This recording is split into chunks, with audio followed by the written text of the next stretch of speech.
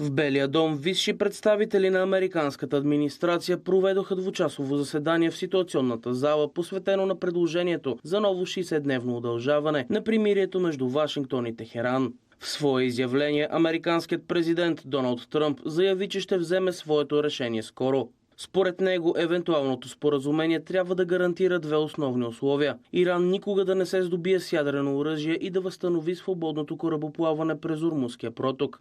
Техеран обаче оспорва именно тези искания. Ирански представители твърдят, че проектоспоразумението не включва ядрени въпроси, а контролът върху Ормузския проток трябва да бъде решаван съвместно от Иран и Оман. Въпреки различията, източници от двете страни признават, че политическото разбирателство е близо.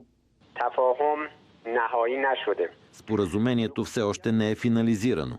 Що се отнася до другите въпроси, които бяха споменати, като например ядрения въпрос, искам да подчертая, че в момента сме фокусирани върху прекратяването на войната и не обсъждаме подробностите по ядрения план.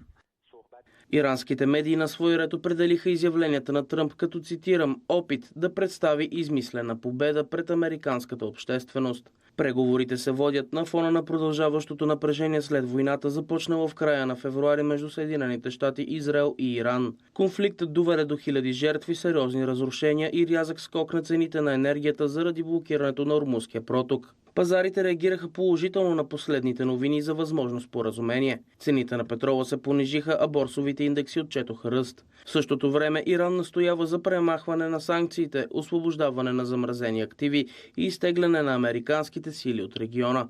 Вашингтон от своя страна предупреждава, че ако договореност не бъде постигната, военният натиск срещу Техеран може да бъде възобновен.